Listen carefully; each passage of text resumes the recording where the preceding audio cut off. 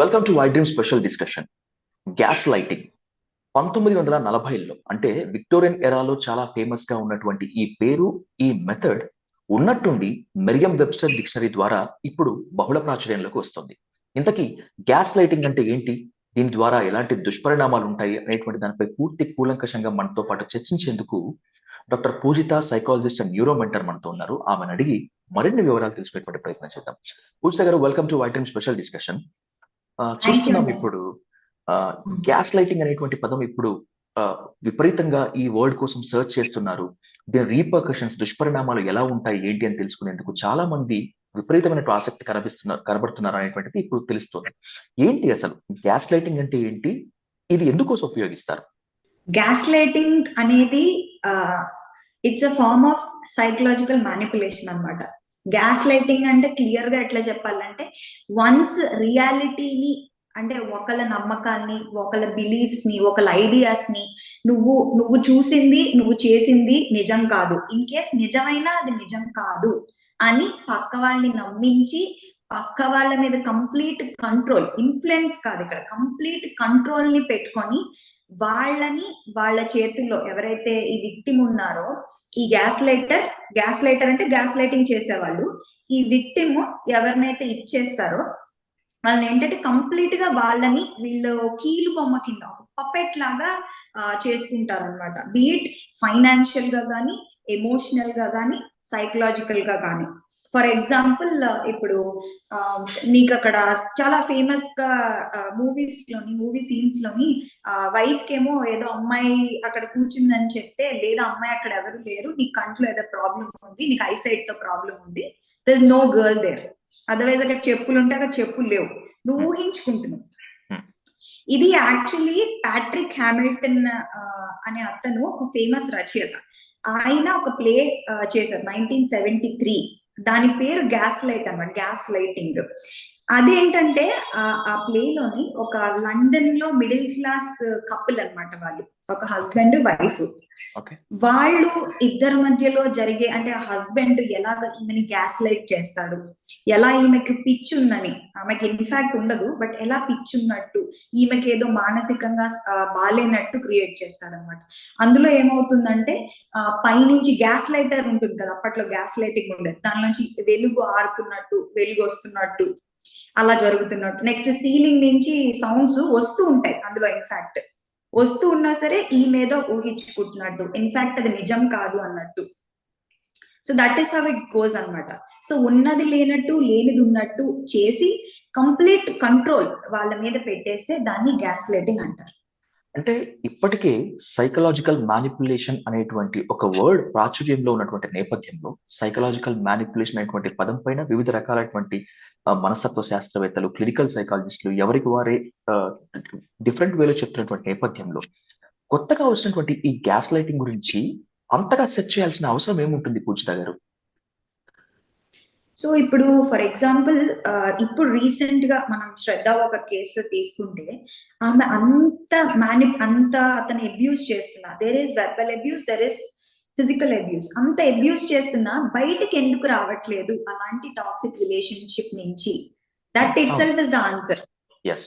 So ఇప్పుడు మనకి ఏంటంటే జనాలకి అవేర్నెస్ అనేది పెరుగుతోంది సోషల్ మీడియా ద్వారా కానీ, వీటి ద్వారా కానీ. సో ఎప్పుడైతే ఒకరి మీద ఒక బిహేవియర్ మీద అనుమానం వచ్చినప్పుడు గూగుల్ చేస్తూ ఉంటారు. సో వీళ్ళు అక్కడ ఇక్కడ చదివిన పీసెస్ ని తీసుకొని దాన్ని గూగుల్ చేసి దాన్ని రిలేట్ చేసుకున్నప్పుడు వాళ్ళ గ్యాస్ లైటింగ్ అనే పదాన్ని, it is the popular term అనమాట. మెరియం వెబ్స్టర్ లో పాపులర్ సర్చ్డ్ టర్మ్ అది. సో ఈ గ్యాస్ లైటింగ్ అనేది ఎప్పుడు చేస్తారు అనేది పక్కన పెడితే, వాళ్ళు కంట్రోల్లో ఉంచుకోవడానికి చేస్తారు, వాళ్ళు కంప్లీట్ గా వాళ్ళ సపోర్ట్ సిస్టమ్స్ నుంచి దూరం చేసేస్తారు. సో ఈ గ్యాస్ లైటింగ్ అనేది ఓన్లీ హస్బెండ్ వైఫ్ లవర్స్ మధ్యలో కాకుండా ఇంకా పిల్లలకి తల్లిదండ్రులకి మధ్య కూడా ఉంటుంది. సో భయాన్ని ఇన్ఫ్లిక్ట్ చేస్తారు. భయాన్ని ఎలా ఇన్ఫ్లిక్ట్ చేస్తారు? ఒక అబద్ధాన్ని, ఫర్ ఎగ్జాంపుల్ హస్బెండ్ వైఫ్ ఏదో మాట్లాడుకుంటున్నారు, ఏదైనా వినకూడని విషయం విన్నారు, సో దాన్ని కరెక్ట్ గా ఎగ్జాక్ట్ గా నిజాన్ని బయటికి చెప్పకుండా వాళ్ళకి ఇంకేదో అబద్ధాన్ని చెప్పి అబద్ధమే రియాలిటీ కింద చూపెట్టారు అనుకోండి, they are gaslighting the child. ఇప్పుడు సో ఇది పేరెంట్స్ చెప్పండి. పేరెంట్స్ అలాగే చిల్డ్రన్స్ మధ్యలో, తల్లిదండ్రులు పిల్లల మధ్యలో ఉన్నటువంటి గ్యాస్ లైటింగ్ ని చిన్నప్పుడు వాళ్ళు అన్నం తినకపోతే బూచోడు వచ్చి ఎత్తుకుపోతాడు, చందమామలో కుందేలు ఉంది, ఈ పద్ధతిలో మొత్తాన్ని భయపెట్టడము ప్రలోభ పెట్టడానికి కూడా గ్యాస్ లైటింగ్ కిందకి తీసుకోవచ్చా? డెఫినెట్లీ అండి. సో ఈ గ్యాస్ లైటింగ్ అనేది చిన్నప్పటి నుంచి స్టార్ట్ అవుతుంది, ఎందుకంటే లాట్స్ ఆఫ్ కన్ఫ్యూజన్ స్టార్ట్ అవుతుంది వాళ్ళకి. ఎవరైతే గ్యాస్ లైటింగ్ కి విక్టిమ్స్ అవుతారో వాళ్ళకి lots of confusion, mental clarity అనేది కోల్పోతారు అనమాట. ఫస్ట్ ఎవరైనా గ్యాస్ లైట్ చేస్తున్నారని తెలియడానికి ఇదేంటంటే తమ్ముడు వాళ్ళు మీ మెమరీని క్వశ్చన్ చేసుకునేలా చేస్తారు.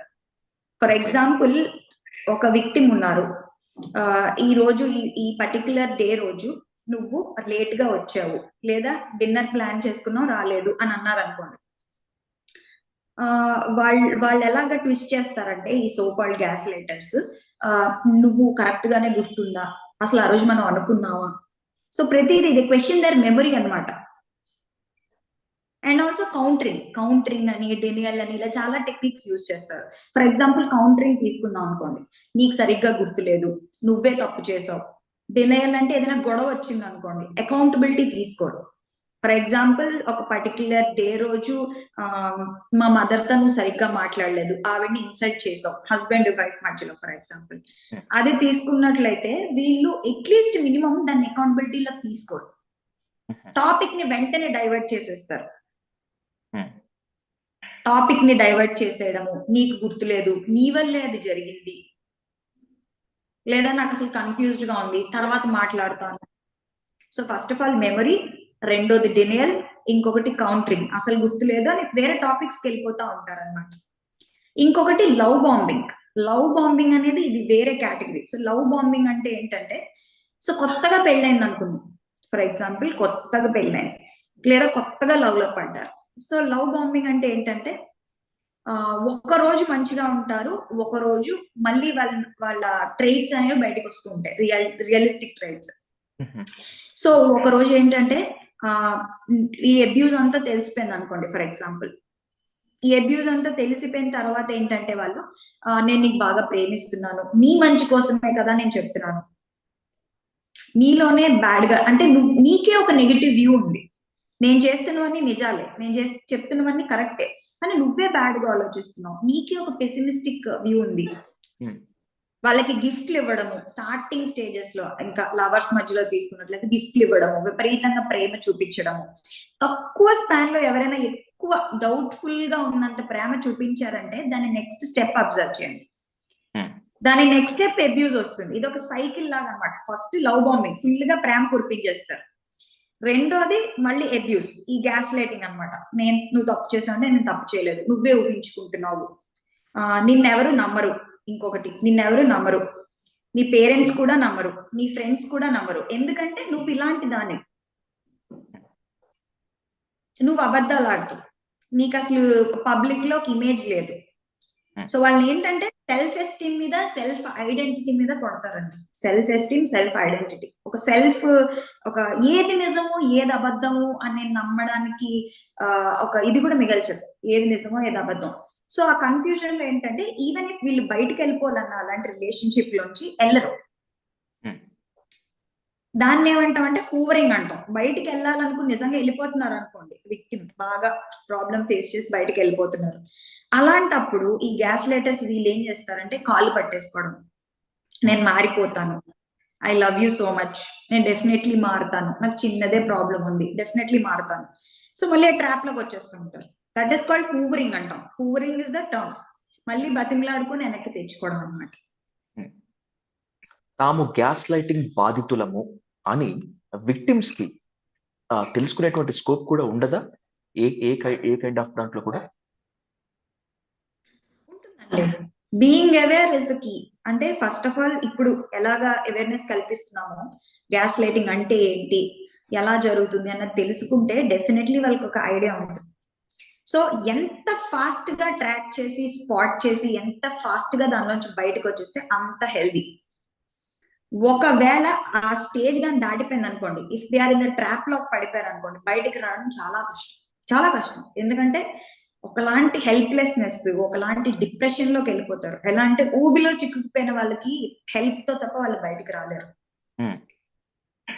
మీకు మీ పార్ట్నర్ మీద కానీ డౌట్ వచ్చిందా, ఒక పని చేయండి. ఏం చేస్తారంటే వాళ్ళ తాలూకా వాయిస్ మెమోస్, లేదా మిమ్మల్ని కొట్టినప్పుడు, లేదా మీకు అబద్ధాలు చెప్పినప్పుడు ఏమైనా ఎవిడెన్సెస్ ఉంటే కలెక్ట్ చేసుకొని ఫోన్ లో పెట్టుకోండి. సీక్రెట్ డైరీ ఒకటి మెయింటైన్ చేయాలి. సీక్రెట్ డైరీ అంటే అసలు ఏం జరిగింది, సిచ్యువేషన్ ఏంటి, అందులో రియాలిటీ ఏంటి, నేనేమైనా ఓవర్ రియాక్ట్ అయ్యానా. వాళ్ళు ఎక్కువగా యూజ్ చేసే పదం ఏంటంటే నువ్వు ఓవర్ రియాక్ట్ అవుతున్నావు, నువ్వు ఇమాజిన్ చేసుకుంటున్నావు. ఇవి గమనించాల్సిన పదాలు. నిజం ఉన్నా సరే, నిజంగా అక్కడ వాళ్ళదే తప్పైనా సరే, నువ్వే ఇమాజినేషన్ చేసుకుంటున్నావు, నువ్వే నీకే ఏదో అయిపోతున్నది, నీకే పిచ్చి అన్నట్టు క్రియేట్ చేస్తారు. సో ఒక సీక్రెట్ డైరీ మెయింటైన్ చేస్తున్నా, అసలు అక్కడ ఏం జరిగింది, వీళ్ళ తప్ప వాళ్ళ తప్ప క్లారిటీ ఉండాలి. Voice memos, journaling is very important. In case వాళ్ళు ఆ ట్రాప్ లోకి మిమ్మల్ని రాగుతున్నారు అంటే గ్రే రాక్ మెథడ్ అంటాం. అంటే గ్రే రాక్ మెథడ్ ఎప్పుడు పనిచేస్తుంది అంటే స్టార్టింగ్ స్టేజెస్ ఆఫ్ రిలేషన్షిప్ లో మాత్రమే పనిచేస్తుంది. మళ్ళీ గ్రే రాక్ మెథడ్ అంటే ఏంటి అసలు? యా, గ్రే రాక్ మెథడ్ అంటే ఏంటంటే ఒక రాయిలాగా ఉండిపోవడం. ఇది ఓన్లీ ఎర్లీ స్టేజెస్ లోనే పనిచేస్తుంది. మళ్ళీ వాళ్ళ ట్రాప్ లో ఉంటే దే కెనాట్, పుల్ చేయడం చాలా కష్టం. సో వీళ్ళు ఏం చేయాలంటే ఎక్కువ రెస్పాండ్ అవ్వకపోవడం, వాళ్ళకి చాలా మితంగా మాట్లాడడం, వాళ్ళు ఇంత పారాగ్రాఫ్లు పంపిస్తే ఓకే అని పెట్టడం, కమ్యూనికేషన్ మొత్తం కట్ ఆఫ్ చేసేసారు, ఎమోషన్స్ లేకుండా డీల్ చేయడం. ఒక్కసారి వాళ్ళు ఇట్లాంటి దానిలో ఉన్నారని తెలిస్తే ఎంత మితంగా మాట్లాడితే అంత మంచిది. ఎమోషన్స్ చూపించకూడదు. వాళ్ళు ఎప్పుడు డర్టీగానే ప్లే చేయాలనుకుంటారండి. వాళ్ళతో గొడవ అనేది గెలవరు ఎవరు. సో గొడవ పడకుండా నీట్ గా పక్కకి వెళ్ళిపోయి ఉండడమే బెటర్. బురదలో పడి దొరలే కన్నా బురద నుంచి సైడ్కి వెళ్ళి నడుచుకొని వెళ్ళిపోవడం బెటర్. ఎందుకంటే ఈ గ్యాస్ లైటర్స్ ఎవరైతే ఉన్నారో వాళ్ళకి చాలా వీక్ సెల్ఫ్ ఎస్టీమ్ ఉంటది. వాళ్ళకి అసలు కాన్ఫిడెన్స్ కానీ చాలా వల్నరబుల్ గా ఉంటారండి. వాళ్ళ దగ్గర లేనిది పక్క వాళ్ళ నుంచి తీసేసుకుందాం అనుకుంటారు. ఇక్కడ అది సైకాలజీ మెయిన్. ఓకే, అంటే ఈ గ్యాస్ లైటింగ్ అనేటువంటి టర్మ్ ని ఒక సెంటెన్స్ లో చెప్పాల్సి వస్తే పూజిత గారు, వాళ్లలో లేని వాటిని ఉన్నవి అన్నట్లు బలంగా నమ్మించటం, and by the same way వాళ్ళ మైండ్ ని కంప్లీట్ గా గ్యాస్ లైటర్స్ తమ ఆధీనంలోకి, ప్రభావంలోకి తీసుకోవటం.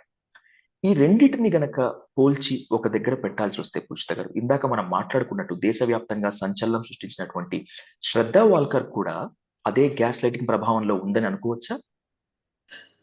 అవునండి, కొంతవరకు ఉన్నది అమ్మాయి. మనకి కరెక్ట్ గా 100% తెలీదు కాబట్టి there might definitely be gaslighting. ఎందుకంటే అంత కొడుతున్నా, అంత తిడుతున్నా, 2020లో పోలీస్ కంప్లైంట్ ఇచ్చాక కూడా ఆ అమ్మాయి అతనితో ఉందంటే 100% అతను ఒక పప్పెట్ లాగా ఏమైనా చేశాడు కదా. ఇప్పుడు ఒకళ్ళు కొడుతున్నారు, తిడుతున్నారు, చంపేస్తున్నారంటే వాళ్ళతో ఉన్నారంటే ఈదర్ ఫైనాన్షియల్ ఇష్యూస్ కోసం డిపెండ్ అవుతారు, లేదా సొసైటీ ఏమనుకుంటుందో అని డిపెండ్ అవుతారు, లేదా ప్రేమ ఉంది, ఇది నా ఫ్యామిలీ అన్న బిలాంగింగ్నెస్ ఉన్నప్పుడు డిపెండ్ అవుతారు. మరి ఇవేవి మంచివి లేనప్పుడు ఆమె ఎందుకు అంత స్ట్రాంగ్ గా ఉండిపోయింది? లేదా సొసైటీ నుంచి హెల్ప్లెస్నెస్ అనేది మనం తీసుకుంటే 100% అతను గ్యాస్ లైట్ అయితే చేశాడు. ఈ గ్యాస్ లైటింగ్ మెథడ్ లో ఎక్కువగా వర్బల్ అబ్యూస్ కి, అంటే మాటలతో ప్రలోభ పెట్టము, దుర్భాషలాడటానికి ఎక్కువ స్కోప్ ఉంటుందా? అది శృతి మించి ఫిజికల్ అబ్యూస్ వరకు కూడా పోతుందా? శారీరకంగా హింసించటము, మానసికంగా వేధించడం ఉంటుందా? ఏది ఎక్కువగా స్కోప్ ఉండేటువంటి ఛాన్స్ ఉంది పూజిత గారు? వాళ్ళకి టార్గెట్స్ ఎలా అంటే వాళ్ళకి తెలుస్తాయండి. ఇప్పుడు వీక్నెస్ ఏంటి, వీళ్ళు దేనికి ట్రిగ్గర్ అవుతారు, వీళ్ళకి దేనికి కోపం వస్తుంది, దేనికి సంతోషిస్తారు, ఏం చూస్తే ఎక్కడెక్కడ ఏ ఉన్నప్పుడు వీళ్ళకి డబ్బులు ఉంటే సాటిస్ఫాక్షన్ వస్తుందా, కాన్ఫిడెన్స్ వస్తుందా, ఫ్రెండ్స్ నుంచి కాన్ఫిడెన్స్ వస్తుందా, ఆ ఏరియాల్లోని వీళ్ళని దించేస్తారు, మొత్తం కొలగొట్టేస్తారు అనమాట. Support systems లాగేసుకుంటారు.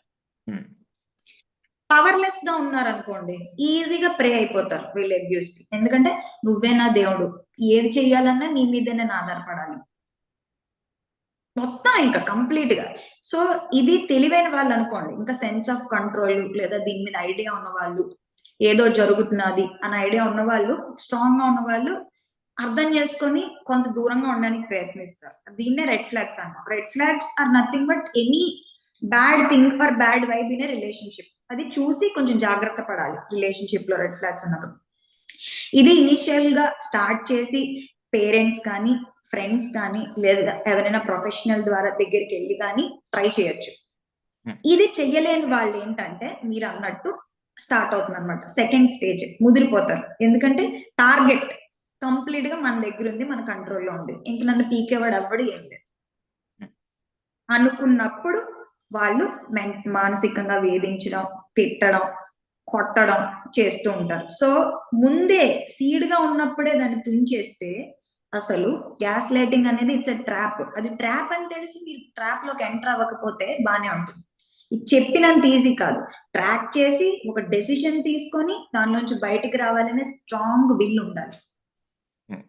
ఈ గ్యాస్ లైటింగ్ ప్రభావంలో ఉన్నామని చెప్పి వీలైనంత త్వరగా బాధితులు గనక గుర్తించకపోతే తీవ్రమైన డిప్రెషన్ లోకి and by the same way suicidal టెండెన్సీలోకి వెళ్ళిపోయేటువంటి ప్రమాదం ఉంది అనేటువంటిది కొన్ని అధ్యయనాలు చెప్తున్నాయి. పూజిత గారు, ఇస్ ఇట్ రైట్?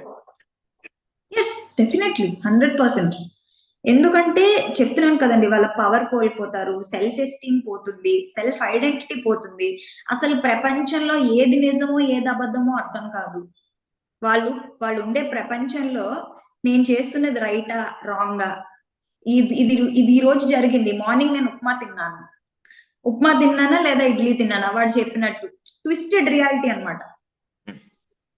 నా బిహేవియర్ కరెక్టేనా, నాకే ఎందుకు ఇలా జరుగుతుంది. వాళ్ళు ఎలాగా పిక్చరైజ్ చేస్తారంటే నువ్వే గయ్యాలదానివి, లేదా నువ్వే, ఇది ఓన్లీ ఆడవాళ్ళకి జరుగుతుంది అనుకోకర్లా, మగవాళ్ళకి కూడా చాలా హై ఛాన్సెస్ మగవాళ్ళకి కూడా ఉన్నాయి. ఆడవాళ్ళు మగవాళ్ళకి చేస్తారు సొసైటీ. దేర్ ఆర్ ఈక్వల్ ఇదనమాట, ఓన్లీ అమ్మాయిలకి సంబంధించింది అని చెప్పాను. సో వాళ్ళు కంప్లీట్ గా నేను ఇలాంటి వాడినా, నీకేది చేత కాదు, ఈ స్ట్రాంగ్ వర్డ్స్, నువ్వు పనికి మాలిన వాడివి, నువ్వెప్పటికీ నీ లైఫ్ లో ఎదగలేవు, నీకు నేను తప్ప ఇంక ప్రేమించేవాడు ఎవరు దొరకడు, నేను కాబట్టి భరిస్తున్నాను. కంప్లీట్ ప్యాటర్న్ ఉంటుందండి వాళ్ళకి.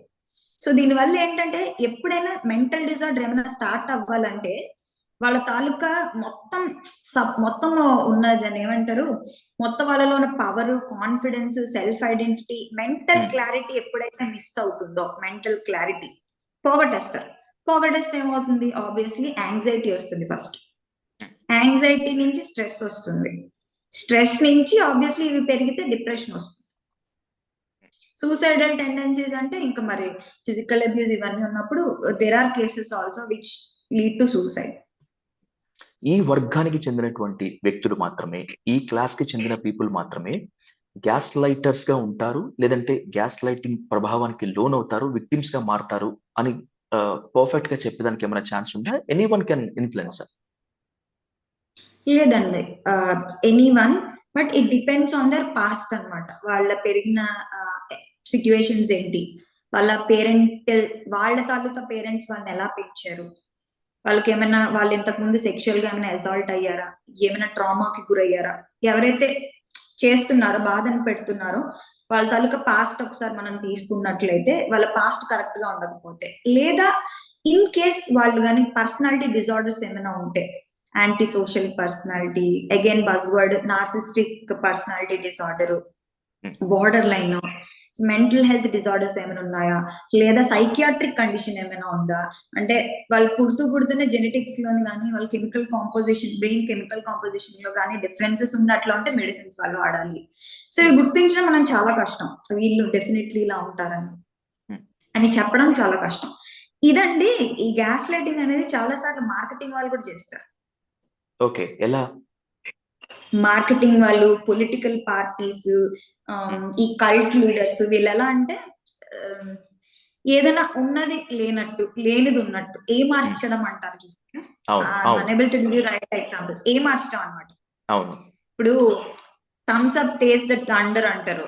మీరు నిజంగా థండర్ టేస్ట్ చేస్తారా?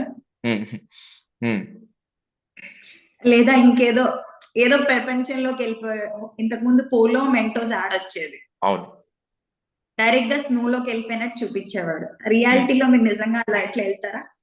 లేదు. It's an experience. Centre fresh అది హ్యాపీ ఏంటో తింటే ఒక హెడ్ లైట్ లాగా ఉండటము, టీత్ ఉండేటువంటిదంతా, అది కూడా గ్యాస్ లైటింగ్. అన్ని సటిల్ ఫార్మ్స్. దాని వల్ల ఏం సివియారిటీ ఎఫెక్ట్ ఉండదు, ఎందుకంటే అందరూ సంతోషిస్తున్నారు. Okay. It's refreshing experience watching the advertisement. Gas lighting positive గా వాడచ్చు, బట్ నెగిటివ్ గా వాడితే, నెగిటివ్ గా ఇచ్చేస్తే ఇలాంటి ట్రబుల్స్ వస్తాయి. ఈ యాడ్స్ అవన్నీ దే ఆర్ ఫర్ మనం రిఫ్రెష్ అవుతాం అట్లాంటివి చూసి, కొనుక్కోవాలనిపిస్తుంది. సో మనం కొనుక్కుంటాం కాబట్టి బేబ్లేడ్స్ అనేవారు చిన్నప్పుడు పిల్లలకి, కార్స్ అవన్నీ అంటే కొనుక్కుంటారు కాబట్టి చూపించేవారు. That is completely fine. అది సో సటిల్ ఫామ్ అన్నమాట. ఇంకా రిలీజియస్ కాదు, political leaders, I don't want to go deep. So ఇట్లా రకరకాల మెడికల్ గ్యాస్ లైటింగ్ అంటారు. ఫర్ ఎగ్జాంపుల్, ఒక పర్టికులర్ హాస్పిటల్ నుంచి ఒక బ్యాడ్ న్యూస్ వచ్చింది అనుకోండి, ఒక particular something happened, some scams జరిగాయి. సో వాళ్ళ హాస్పిటల్ స్టాఫ్ కానీ పెద్ద పెద్ద ఇన్ఫ్లుయెన్సర్స్ నుంచి కానీ వాళ్ళు ఎట్లా చెప్పించుకుంటారంటే అదంతా ట్రాష్, ఇట్స్ నాట్ ట్రూ, మేము చాలా నిజాయితీగా ఉంటాం, లా అండ్ ఆర్డర్ పాటిస్తాం, అట్లా అట్లా ట్విస్టెడ్ రియాలిటీ అంతే. ఈ గ్యాస్ లైటింగ్ ప్రభావం నుంచి బాధితులని బయటికి తీసుకొని రావటం తేలిక, లేకపోతే గ్యాస్ లైటర్స్ ని ఆ పాత్ నుంచి, ఆ సైకో పాత్ నుంచి తప్పించడం తేలిక? ఏంటి అసలు? రెండోదండి. రెండోదే చాలా కష్టం. మరి ఎట్లా? ఐడెంటిఫై చేసుకొని బయటకు వచ్చడం. అంతే. Actually your a renowned psychologist and neuro mentor Pujitha గారు. మీ ప్రాక్టీస్ లో ఇలాంటి కేసెస్ ఏమైనా తగిలాయా? ఒకవేళ గనక ఆ కేసెస్ కనుక మీ దగ్గరికి వచ్చి ఉంటే హౌ యు ట్రీటెడ్? ఎంత త్వరగా వాళ్ళు బయటపడేందుకు ఛాన్స్ ఉంటుంది అసలు? 1 month or 2 months is fine అండి. అంటే సటిల్ గా ఉన్న వాళ్ళకి, if they are aware and willing to come out, మేము బయటకు వస్తాం, మాకు హెల్ప్ కావాలన్న వాళ్ళకి 1-2 months సరిపోతుంది. సివియారిటీ పెరిగే కొద్దీ మెడికేషన్ కూడా అవసరం అవుతుంది, ఎందుకంటే రియాలిటీకి డిటాచ్ అయిపోతారు వాళ్ళు. మనం చెప్పేది నమ్మే స్థితిలో ఉంటారు. నేను తన్ని మార్చుకోగలను, నేను ఇది ఎలాగైనా వర్కౌట్ చేస్తాను అనే వాళ్ళకి, వేరే వాళ్ళు ఎవరైనా తెచ్చి కూర్చోబెడితే it may take years together. But ఎవరికి వాళ్ళకి స్ట్రాంగ్ గా విల్ ఉంది, నేను బయటకు వచ్చేయాలి కానీ పర్టికులర్ రీజన్స్ వల్ల రాలేకపోతున్నాను అంటే they can be treated with in 1-2 months. ఇంతకు ముందు మనం మాట్లాడుకున్నట్టు ఈ గ్యాస్ లైటింగ్ విక్టిమ్స్ గా కేవలం ఉమెనే మారతారు అనుకోకూడదు, మెన్ కూడా, పురుషులు కూడా, మగవారు కూడా మారతారు అనేటువంటి మీరు కోట్ చేశారు. ఈ ఇద్దరిలో స్త్రీ పురుషుల్లో ఇద్దరు ఎవరు ఎక్కువ ఈ గ్యాస్ లైటింగ్ కి విక్టిమ్స్ గా మారేటువంటి ఛాన్స్ ఉంటుంది పూజిత గారు? ఇట్ డిపెండ్స్ అండి. మనం ఇంత పర్సెంటేజ్ తీసుకోవాలి, ఎందుకంటే ఎప్పటికప్పుడు స్టాటిస్టిక్స్ మారిపోతా ఉంటాయి. సో ఒకప్పుడు అయితే చెప్పుకోవాలంటే women were subjected to gas lighting, but ఇప్పుడైతే there are equal number of men and women also. And ఇంకొకటి మనం తెలుసుకోవాల్సిన విషయం ఏంటంటే కంట్రీ బట్టి, ప్లేస్ బట్టి, వాళ్ళకున్న ఫైనాన్షియల్ సిచ్యుయేషన్ బట్టి, పొజిషన్ బట్టి ఆ స్టాటిస్టిక్స్ అనేవి మారిపోతూ ఉంటాయి, వాళ్ళ past experience. Thank you Pujitha గారు, మీ విలువైన సమయాన్ని మాకు కేటాయించి ఐడ్రీమ్ యూఎస్ కి గ్యాస్ లైటింగ్ పైన, ఆ దుష్పరిణామాల పైన మాకు ఇంతటి సమయం కేటాయించినందుకు thank you so much. Thank you so much అండి. Thank you iDream media. Thank you. Once again I apologize you Pujitha గారు, బికాస్ ఆఫ్ టెక్నికల్ వల్ల మీకు చాలా డిస్టర్బెన్స్ కలిగింది. పర్లేదండి, ఫైన్, ఇట్ హ్యాపెన్స్. వర్షం పడింది కదా. బాయ్ అండి. Thank you so much. Thank you.